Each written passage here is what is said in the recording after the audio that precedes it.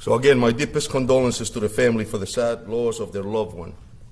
On Saturday, 6/10/23, Juan Carlos Morales, DOB 71203, was fatally shot in Donegan Park on Valley Street.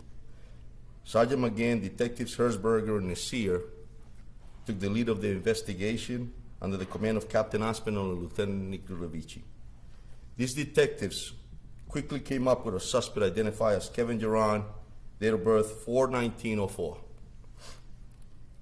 By Monday, they had an arrest warrant for Geron. Their active, progressive investigation led us to 140 Hudson Street, where we knew our suspect was staying with family members.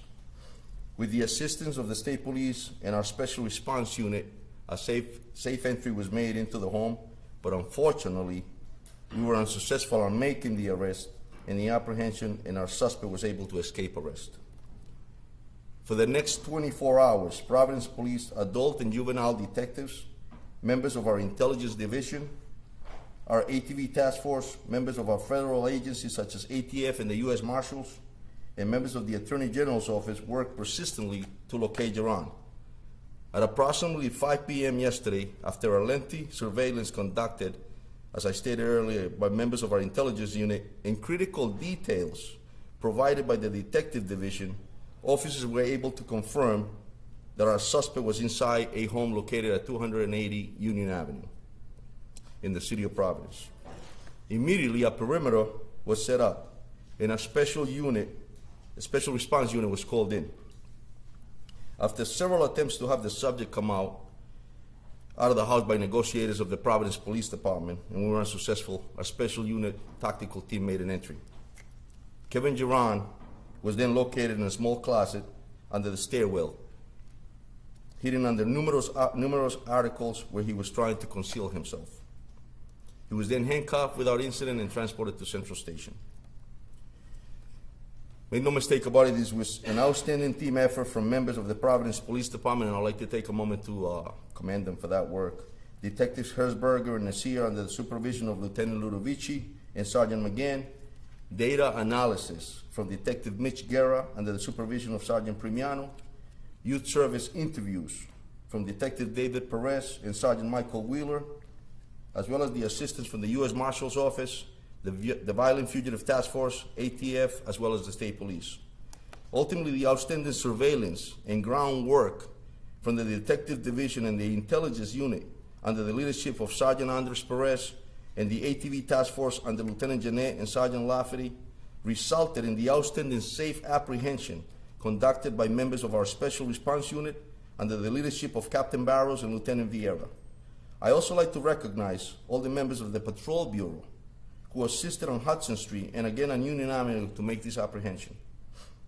It's truly a pleasure to watch all the members of the Providence Police team put in a great effort to bring this subject to arrest and get him off the streets of Providence.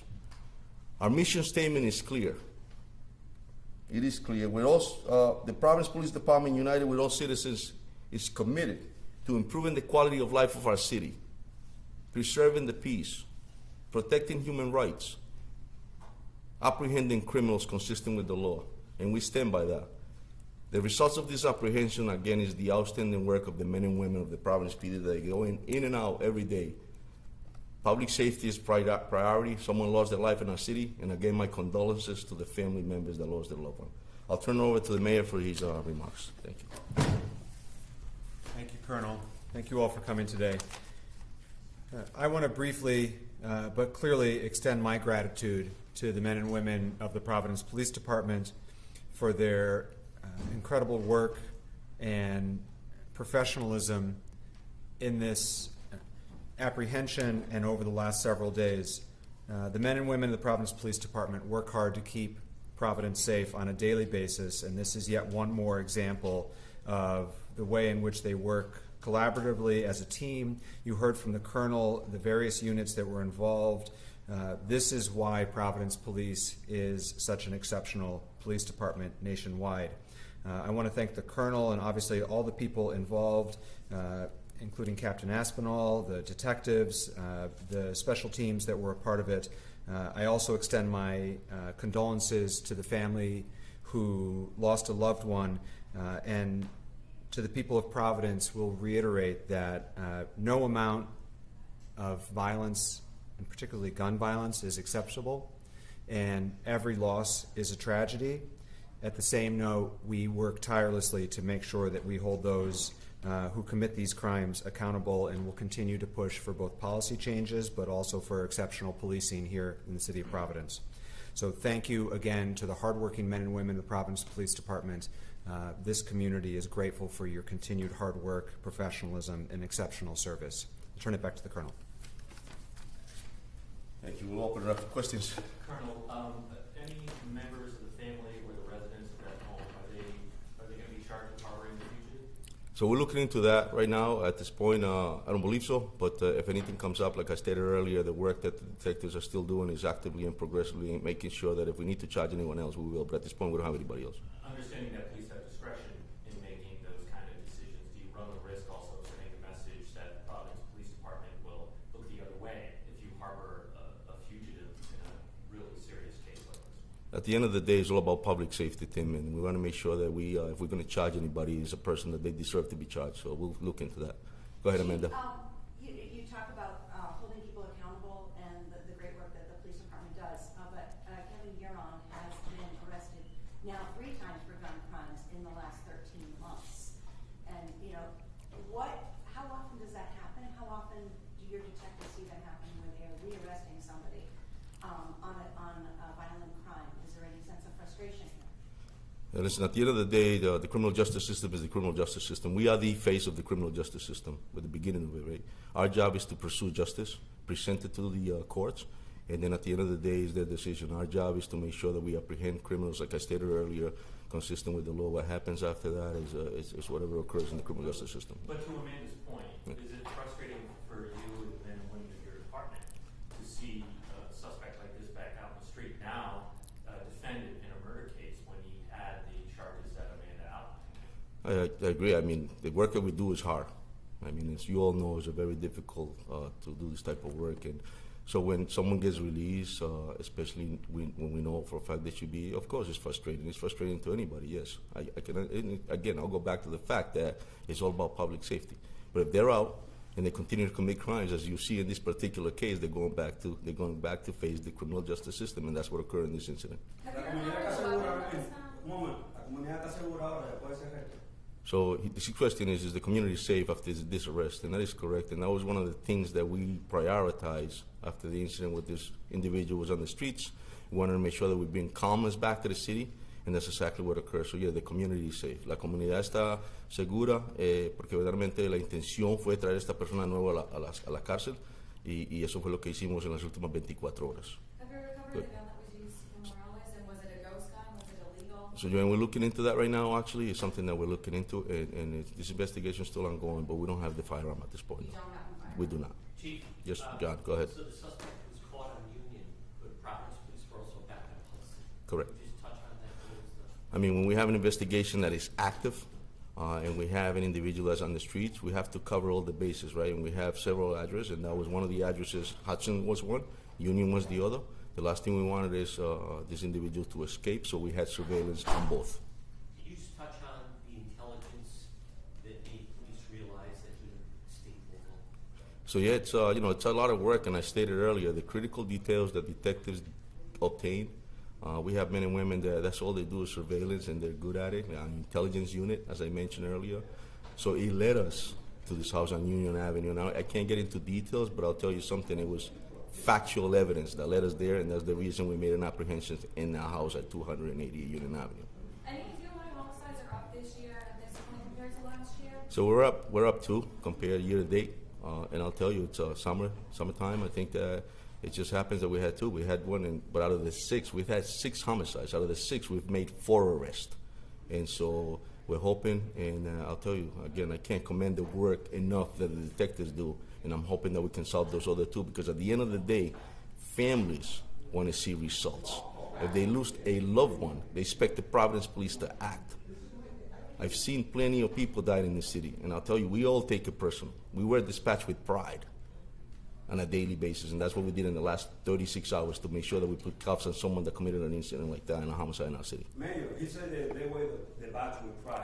The previous administration handcuffed the police department to go after criminal. Now you pro-police. You pleased with the work they're doing at this moment?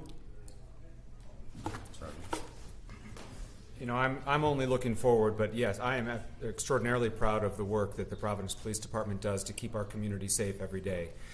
I think everyone in Providence should be proud of the Providence Police. They are a highly decorated and well-regarded police department nationally, and they have my full trust and confidence, and I continue to applaud their work. That's why I'm here today, and will continue to support their professionalism and the hard work that they do every day. Colonel, any more clarity on motivation behind the murder itself? So yeah, it was definitely a gathering that happened at the park, like stated earlier. Motivation, it looks like a dispute between these two young men. It's unfortunate. It's a dispute, personal dispute that they had. So Did they know each other? it seems like that. It seems like they knew each other, correct? Question for Nick Smiley. Is the gun violence or the violence in Providence any motivation within the changes for PVD Fest? Not specifically. Gun violence is a problem in our city, and it's something that honestly keeps me up at night. There are way too many guns in this community, and things that might have been personal disputes resolved through fistfights in the past now result in gunfire and sometimes death. And it's a problem, and I will continue personally to advocate for stricter gun laws here in the city and in the state of Rhode Island. But keeping Providence safe with the proliferation of illegal guns in our community impacts so many things in our city, both from large public events to summer barbecues. And so it's not a specific driver for changes to this year's festival, but it overall is a major concern for me and for the administration. And I think as a community, we need to continue to make it far more difficult for people to have a gun, and we need to continue to support the good work of the Providence Police Department to take illegal guns off the street, for which they have a great track record, but it is swimming upstream because the amount of illegal guns on our streets is just overwhelming. And if I may add on that, I think obviously the city, Providence is not just a place where there's gun violence. I'll tell you, I've had the privilege to go around the nation. There's other major cities. Chicago, if you looked at it, there's a lot of murders that are happening there. Like the mayor just stated, it's important. There's a lot of guns out there. But I'm very confident on the men and women of this department who will continue to seize those guns. Chief, what are you doing about public safety in that particular neighborhood? I mean, it seems like the community is asking for more of a presence. Yeah, so that's a great question, Amanda, and it's actually a community that's predominantly a Central American community. They're pretty close with the police department. I just went to a public forum the other day. So as far as us, I know the mayor's working with the council to try and increase our numbers, and we're hoping that we can start a recruiting process soon, so that we can increase the numbers in our department, and that we can also provide those special luxuries that I call like foot posts, extra police presence, and things of that nature. So. But anything like in the immediate aftermath of the homicide? Yeah, so I'm in the process of contacting some of the community members, which I'm close to set up just some sort of communication and set up a public forum talk, so that we can advise them as far as, the kids, the teenagers that they have in their houses, if they possess firearms, and some of the things that they need to contact us and to make sure that we have a relationship. So. It was a special response unit that apprehended the suspect here. That's a tactical unit. I imagine that's a big decision to either continue to try and coax the suspect out of the home as opposed to moving the tactical unit into the house where it could raise the temperature. What was behind making that decision in this case? At the end of the day, it's about public safety. And at the end of the day, it's making sure that our officers are safe, that the person that we're looking for is safe, and that everyone else around that area is safe. So yeah, it's a big decision, but and if you think about it, it's actually a simple decision because it's all about safety.